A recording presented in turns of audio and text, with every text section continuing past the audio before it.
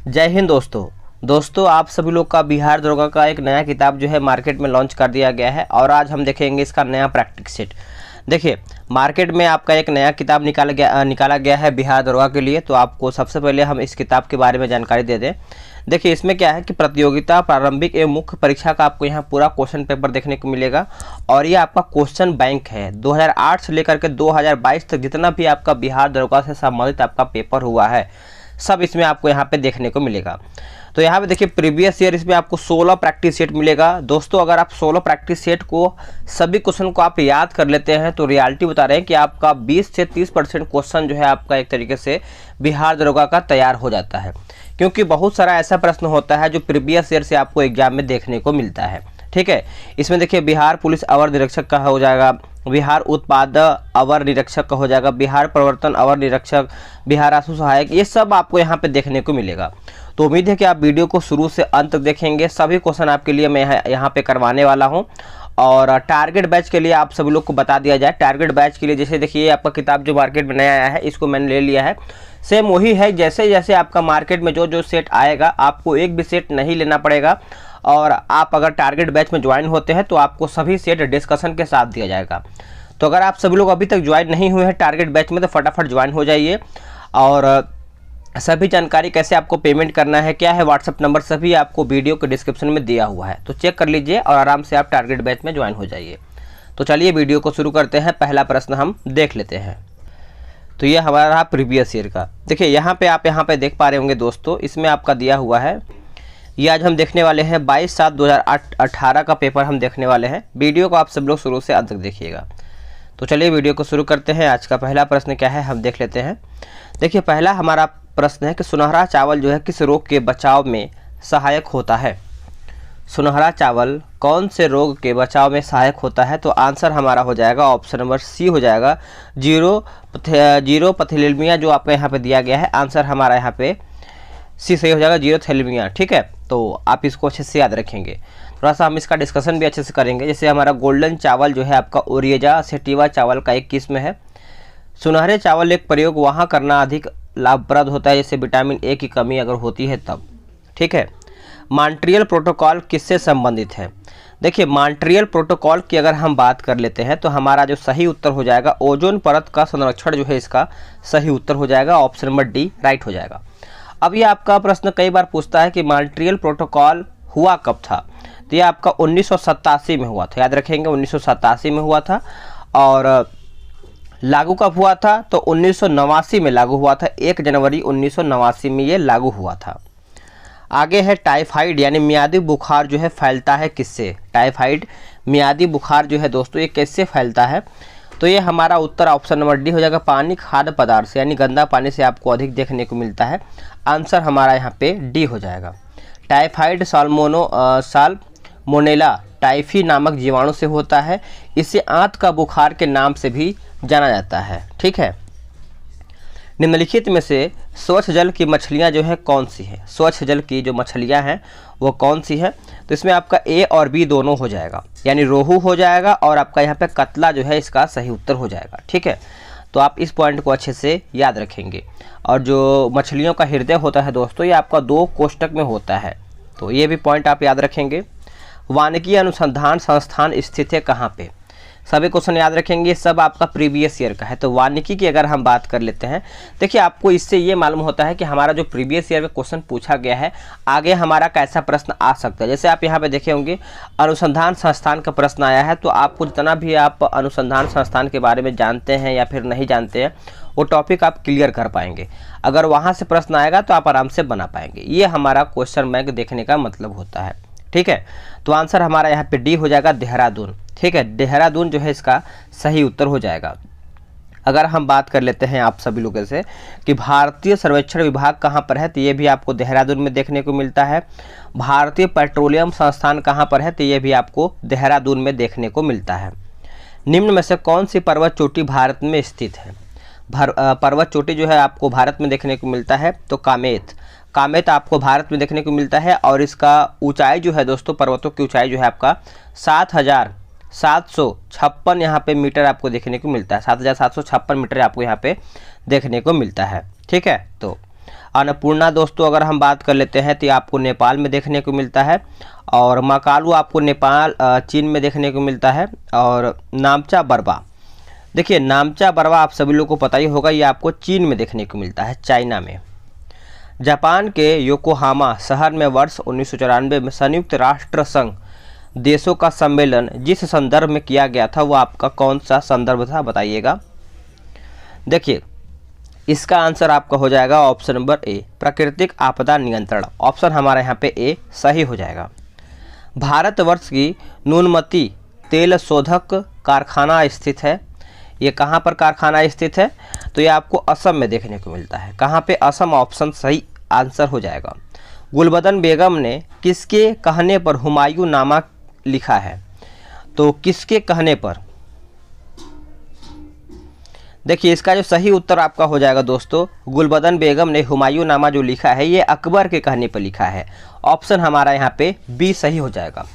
और देखिए अगर हम इसके बारे में थोड़ा सा समझ लेते हैं क्वेश्चन नंबर 9 के बारे में, देखिए इसमें आपका साफ साफ लिखा गया है कि हुमायूं नामा जो था दोस्तों मुगल बादशाह हुमायूं की रचनी मतलब जीवनी था। हुमायूं नामा मुगल बादशाह हुमायूं की जीवनी थी। और मुगल जो आपका गुलबदन बेगम ने हुमायूं नामा में हुमायूं की उदार प्रवृत्ति की प्रशंसा किया है।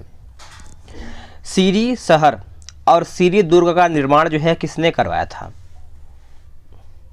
तो आंसर हमारा क्वेश्चन नंबर 10 है, इसका आंसर आपका सी हो जाएगा। अलाउद्दीन खिलजी के द्वारा ये करवाया गया है, सी इसका सही उत्तर हो जाएगा। और ये कब करवाया गया था, तो ये आपका 1303 में करवाया गया था, 1303 ऑप्शन नंबर सी। अकबर के 1567 ईस्वी में चित्तौड़ आक्रमण के समय वहाँ का शासक कौन था। अकबर के 1567 ईस्वी में चित्तौड़ आक्रमण के समय वहाँ का शासक कौन था, बताइएगा आप सभी लोग। देखिए वहाँ का जो शासक था दोस्तों आपका उदय सिंह था। आंसर हमारा यहाँ पे सी सही आंसर हो जाएगा। शेरशाह का मकबरा कहाँ पर स्थित है, शेरशाह का जो मकबरा है ये आपको देखने को मिलता है सासाराम में। कहाँ पे, सासाराम जो है इसका सही उत्तर हो जाएगा, बी इसका राइट आंसर हो जाएगा। कथा सरित सागर के लेखक कौन है, कथा सरित सागर के यहाँ पे लेखक कौन है बताइएगा, तो सोमदेव, याद रखेंगे सोमदेव इसका सही उत्तर हो जाएगा। गुप्तकालीन प्रथम गणितज्ञ व खगोल शास्त्री कौन था, गुप्तकालीन प्रथम गणितज्ञ व खगोल शास्त्री कौन था बताइएगा दोस्तों। तो इसका जो सही उत्तर हो जाएगा आपका ऑप्शन नंबर डी हो जाएगा, आर्यभट्ट। याद रखेंगे आर्यभट्ट इसका सही उत्तर हो जाएगा। आर्यभट्ट ने सूर्य सिद्धांतिका पुस्तक की रचना किया है, सूर्य सिद्धांतिका पुस्तक की रचना किया है। आगे हमारा प्रश्न क्या है, निम्न में से कौन जैनियों के 23वें तीर्थंकर थे, तो 24वें हमारे कौन हो जाएंगे, महावीर स्वामी हो जाएंगे। 24वें हमारे महावीर स्वामी हो जाएंगे दोस्तों। और इसका जो 23वें की बात कर लेते हैं तो पाश्चरनाथ हो जाएंगे। पहले जो आपके हो जाएंगे ऋषभ देव हो जाएंगे। कौन हो जाएंगे, ऋषभ देव। आप इसको अच्छे से याद रखेंगे, भूलेंगे नहीं, ठीक है। चलिए आगे हम देख लेते हैं। आगे हमारा प्रश्न है, निम्नांकित में से किसने हिंदी भाषा को भारत की राष्ट्रभाषा के रूप में स्वीकारा व पहली बार स्वराज शब्द का प्रयोग किया है। देखिए स्वराज शब्द का जो प्रयोग है दोस्तों ये आपका किया गया है ऑप्शन के हिसाब से आपका स्वामी दयानंद सरस्वती के द्वारा ये किया गया है। आंसर हमारा बी हो जाएगा। अखिल भारतीय राष्ट्रीय कांग्रेस की प्रथम महिला यानी भारतीय महिला अध्यक्ष कौन थी, तो देखिए यहाँ पे प्रथम भारतीय महिला पूछा जा रहा है। अगर आपसे प्रथम महिला पूछा जाए तो आप एनी बेसेंट मारेंगे। अगर प्रथम भारतीय महिला पूछा, एक सेकेंड, यहाँ पे 17 नंबर है ना, तो इसका प्रथम भारतीय पूछ रहा है तो आप सरोजिनी नायडू मारेंगे। और पहला महिला पूछा जाए तो आप एनी बेसेंट मारेंगे, ठीक है। चलिए नेक्स्ट क्वेश्चन है कि रविन्द्रनाथ टैगोर ने नाइटहुड की उपाधि क्यों लौटा दिया था। देखिए नाइटहुड की जो उपाधि है दोस्तों ये किसके कारण जो है लौटाया गया था बताइएगा आप सभी लोग। इसका सही उत्तर हो जाएगा जलियांवाला बाग हत्याकांड के विरोध जब हुआ था उसी के कारण ये आपका अपनाया गया, मतलब लौटा दिया गया था। आंसर हमारा यहाँ पे क्या हो जाएगा, बी सही हो जाएगा। अब आपसे प्रश्न ये पूछा था कि जलियांवाला बाग हत्याकांड हुआ कब था, तो 13 अप्रैल 1919 में हुआ था। 13 अप्रैल 1919 में हुआ था, ठीक है। आगे हमारा प्रश्न है कि 1937 ईस्वी में कांग्रेस मंत्रिमंडल कितने प्रांतों में बने हैं, कितने प्रांतों में बने हैं, तो 8 प्रांतों में बने हैं। आंसर हमारा यहाँ पे सी सही आंसर हो जाएगा, ठीक है। तो 1937 कांग्रेस संयुक्त प्रांत जैसे बिहार, मध्य प्रांत, उड़ीसा, मद्रास में पूर्ण बहुमत प्राप्त किया गया था। आगे है कि भारतीय मुस्लिम लीग की स्थापना किस वर्ष में किया गया था। देखिए मुस्लिम लीग की अगर हम बात करते हैं तो आंसर हमारा 1906 में हुआ था। ऑप्शन हमारा यहाँ पे सी सही आंसर हो जाएगा। मुस्लिम लीग की स्थापना ढाका में नवाब सलीमुल्लाह की अध्यक्षता में हुआ था, सलीमुल्लाह की अध्यक्षता में। प्रार्थना समाज के संस्थापक कौन थे। देखिए प्रार्थना समाज आप सभी लोग अच्छे से नोट करेंगे। करेक्ट आंसर हमारा 21 का क्या हो जाएगा बताइएगा दोस्तों। देखिए इसका उत्तर हो जाएगा महादेव गोविंद रानडे, इसका जो है सही आंसर हो जाएगा रानडे। गांधी जी दांडी यात्रा का प्रारंभ जो है किस तारीख और वर्ष में किया था। तो ये आपको देखिए 1930 तो सभी को याद होगा, लेकिन डेट आप सभी लोग अच्छे से याद रखेंगे। 12 मार्च 1930, 12 मार्च 1930 इसका सही उत्तर हो जाएगा। आगे हमारा प्रश्न है, वर्ष 2011 की जनगणना के अनुसार भारत में न्यूनतम जनसंख्या घनत्व वाला राज्य कौन सा है। जनसंख्या घनत्व वाला राज्य जो है ये आपका हो जाएगा Arunachal Pradesh, Arunachal option number B. अंतर्राष्ट्रीय मुद्रा कोष का वित्तीयन किसके द्वारा जो है किया जाता है, किसके द्वारा किया जाता है। तो ये आपका सदस्य देशों के द्वारा ये किया जाता है। आंसर हमारा डी हो जाएगा। देखिए IMF सदस्य देशों को अंशदान के आधार पर उन्हें मत देने का अधिकार भी दिया जाता है। अगर हम IMF की स्थापना की बात कर लेते हैं, IMF का जो स्थापना हुआ था ये हमारा 27 सितंबर 1945 में हमारा इसका स्थापना हुआ था। आगे है कि बेरोजगारी व मुद्रास्फीति के संयुक्त घटक कहलाती है क्या। तो संयुक्त घटक की अगर हम बात कर लेते हैं तो आंसर हमारा यहाँ पे स्टैगफ्लेशन हो जाएगा। आंसर हमारा यहाँ पे सी सही हो जाएगा।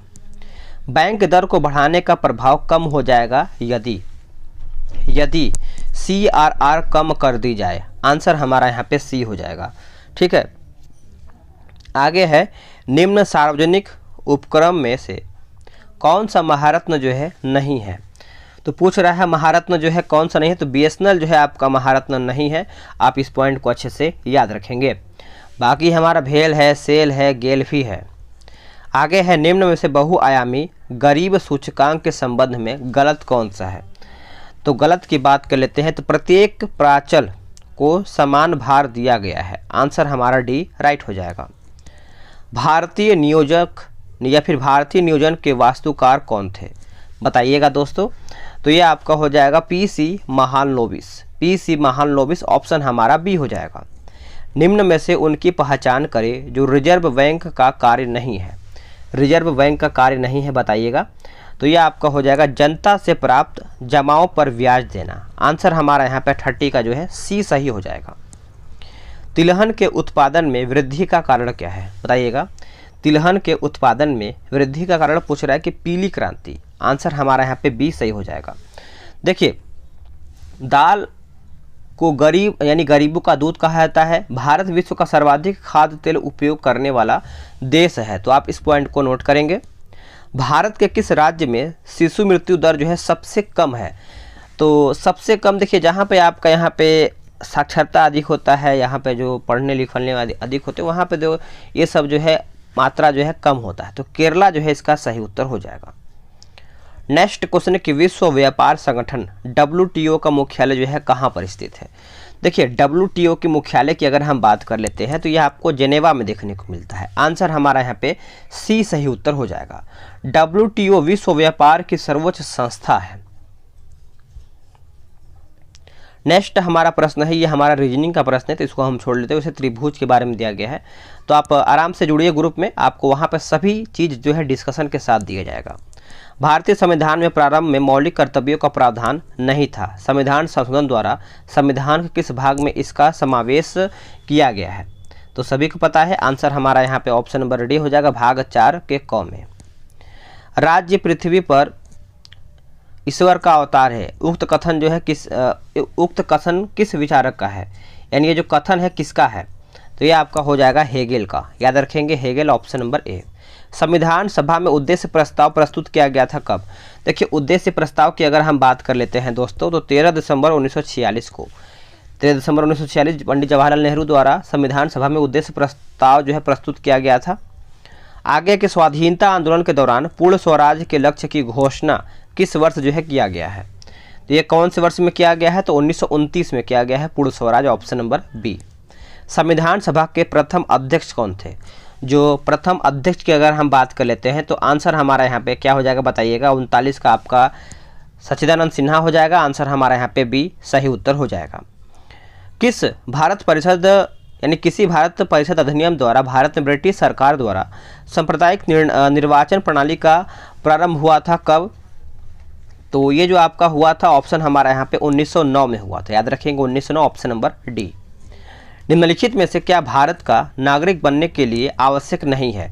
देखिए, अगर आपको भारत का नागरिक बनना है तो आप यहाँ पे जन्म ले सकते हैं। अगर जन्म लेंगे तब आपका हो जाएगा वंशानुगत हो जाएगा और देशीकरण से हो जाएगा। तो इसमें जो आपका यहाँ पे दिया गया है अधिगृहित संपत्ति, यानी अगर आप बाहर से हैं, बाहर के देश से हैं, अगर आप भारत में पैसा जमा करके अधिक पैसा रखते हैं तो आप उससे नागरिकता नहीं ले पाएंगे। तो यही हमारा उत्तर जो है गलत हो जाएगा, ऑप्शन नंबर सी।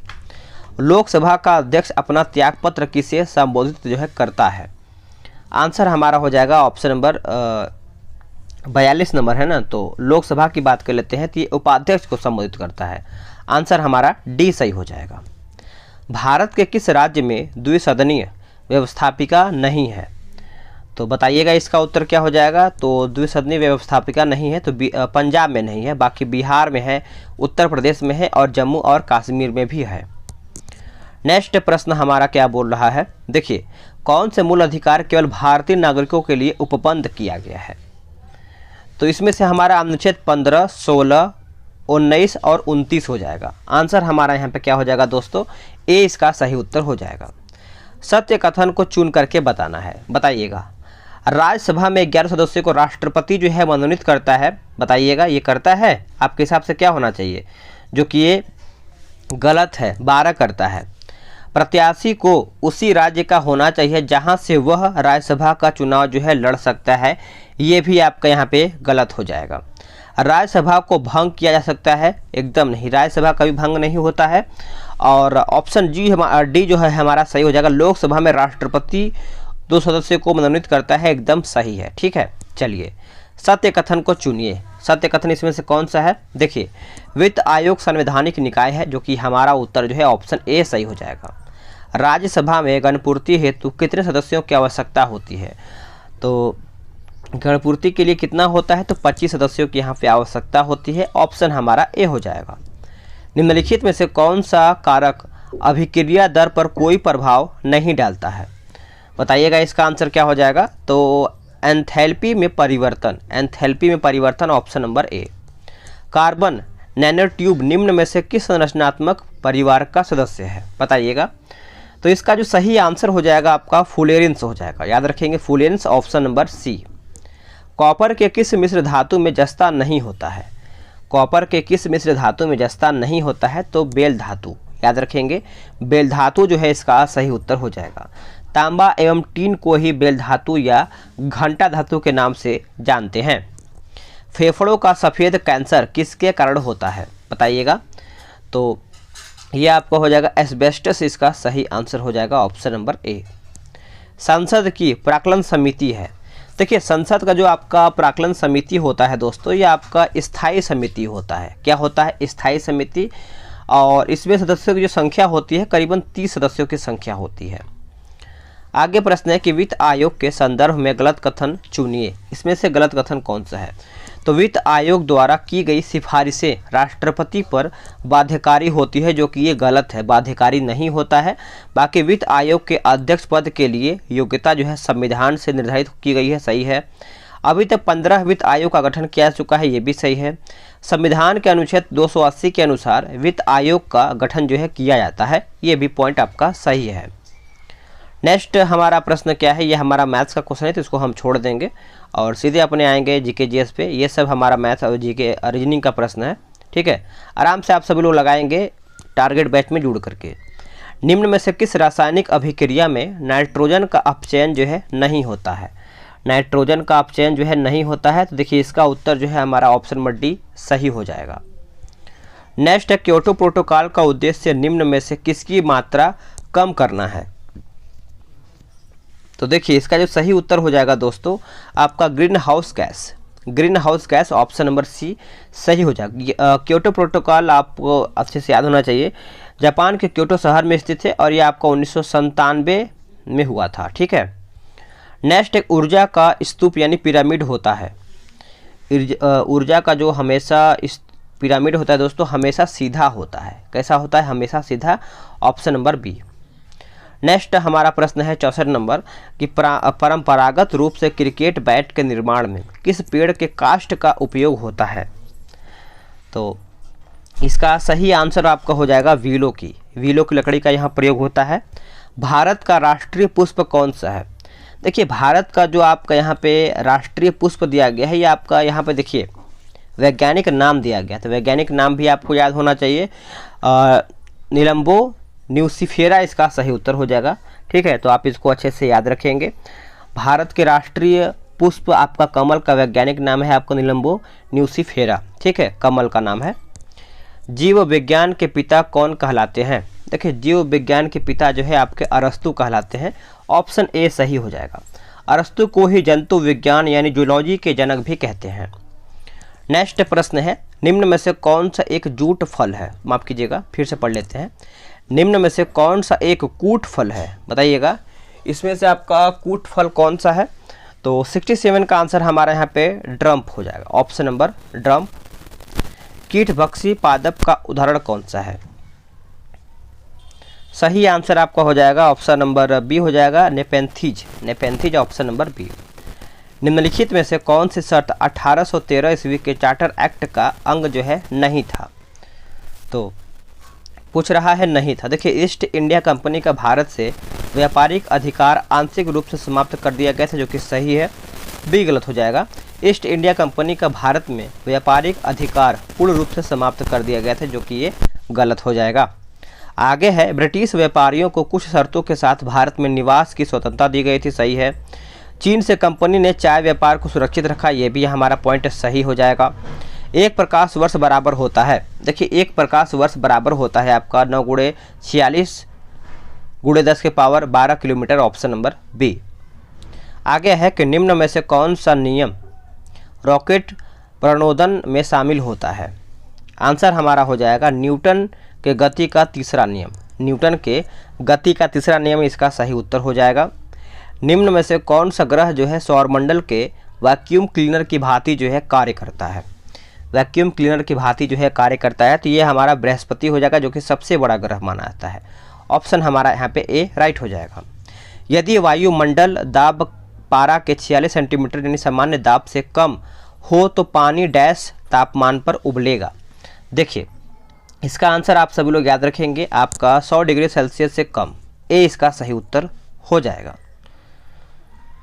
आगे देख लेते हैं क्या बोल रहा है। देखिए आगे हमारा है कि सूर्य एवं तारों में ऊर्जा का प्रमुख स्रोत क्या है? देखिए प्रमुख स्रोत जो है आपका प्रमुख स्रोत आपका हो जाएगा नाभिकीय संयन। नाभिकीय संयन आप सब लोग याद रखेंगे, यही आपका स्रोत हो जाएगा। ठीक है, सूर्य भी एक प्रकार का तारा है। पेयजल में निम्न में से किसकी अधिकता के कारण जो है ब्लू बेबी सिंड्रोम होता है? आंसर हमारा हो जाएगा 75 का नाइट्रेट, याद रखेंगे नाइट्रेट। ब्रंटलैंड रिपोर्ट जो सतत विकास के संदर्भ में है उसका शीर्षक कौन था? देखिए एक सेकेंड, 76 नंबर है ना, तो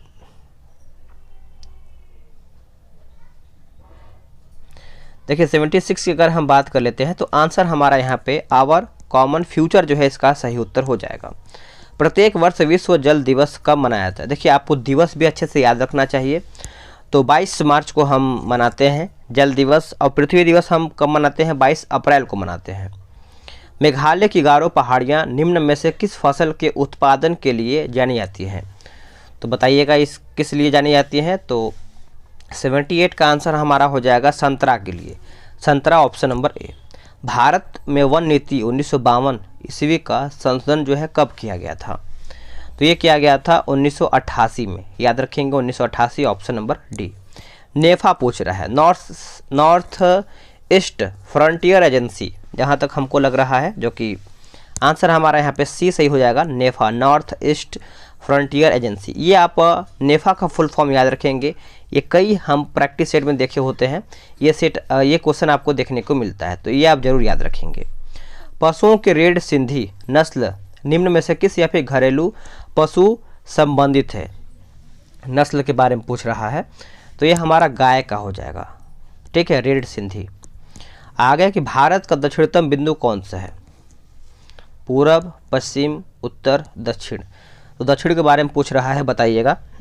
तो देखिए इसका जो सही उत्तर हो जाएगा हमारा इंदिरा पॉइंट हो जाएगा। इंदिरा पॉइंट ऑप्शन हमारा यहाँ पे सी सही आंसर हो जाएगा 82 का, ठीक है। और इंदिरा काल जो है हमारा दोस्तों ये आपका उत्तर में होता है, इंदिरा कॉल। तो आप इसको अच्छे से याद रखेंगे, भूलेंगे नहीं, ठीक है। आगे देख लेते हैं कि लोनावाला जल विद्युत संयंत्र जो है कहाँ पर स्थित है? तो ये आपको देखने को मिलता है महाराष्ट्र में। कहाँ पे? Maharashtra, option number C. Bharat में परमाणु ऊर्जा आयोग की स्थापना कब की गई थी? तो ये किया गया था 1948 में, वर्ष 1948, ऑप्शन नंबर बी।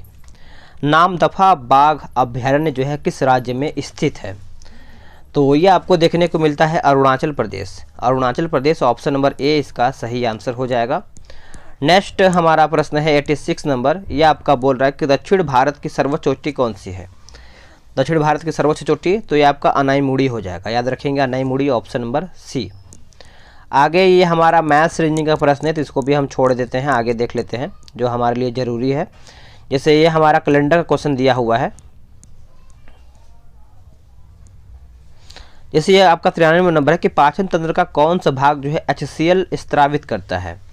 HCl जो है स्त्रावित करता है, तो इसका सही आंसर क्या होना चाहिए बताइएगा। 93 का उत्तर आपका हो जाएगा आमाशय, ऑप्शन नंबर डी सही हो जाएगा, ठीक है। आगे हम देख लेते हैं दोस्तों। हाँ, बोल रहा है कि ककोल पावर विद्युत परियोजना जो है कहाँ पर स्थित है? ये कहाँ पर देखने को मिलता है? ये आपको गुजरात में देखने को मिलता है। आंसर हमारा यहाँ पे डी सही हो जाएगा, ठीक है। और एक होता है आपका उकाई थर्मल पावर स्टेशन जो है ये आपको गुजरात में देखने को मिलता है। तो आप सभी लोग का यहीं पर सेट समाप्त होता है। देखिए इसमें आपका डिस्कशन भी दिया गया है, आपको क्या बोलते हैं कि ग्रुप में दिया जा रहा है सभी डिस्कशन के साथ, तो आराम से वहाँ से जुड़ जाइए। एक मिनिमम फ़ी आपको पेमेंट करना है, बहुत ही कम, तो आराम से डिस्क्रिप्शन में देख करके आराम से आप जुड़ सकते हैं। तो मिलते हैं एक नए वीडियो में, आज के लिए इतना ही। जय हिंद।